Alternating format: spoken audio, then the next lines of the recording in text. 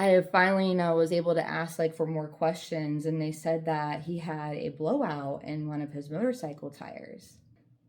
And I remember thinking like that didn't make sense because my dad was a superstar at like driving automobiles or motorcycles. Like he could go in reverse like 60 miles per hour. He could drive on a plank of wood on his motorcycle for like 50 yards or maybe more.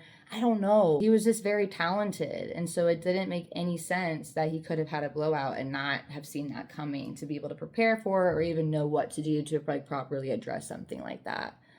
People started accusing this individual, who was a black man, of being the man who killed my dad, and the rumors just flooded everything around me. And this is a really small town in Texas, so 4,000 people is the population. And to hear all of these different ways that they think or they heard that my dad died as a child, it was really traumatizing. And everyone had a different, version of the story or how it happened. And it wasn't until around 2022 when I started wanting to like find out more information, because I never really did have a solidified reason or how cause of death of why or how my dad died. And so um to go back to Texas in 2022 and to go to the bar that I he was at the night he died and was leaving from when he died, and to ask the bartender like, where is this cross at that I hear about that is standing where his body is found or was found,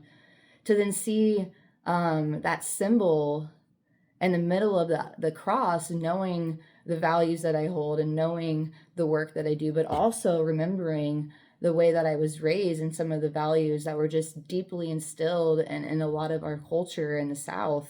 And it's not okay, and it is important to talk about, but it made me curious to look more into it, to see that symbol, and to then also remember that I never had any clear answers, and it was always just this person, this man, this black man to blame. I decided to start looking into it more.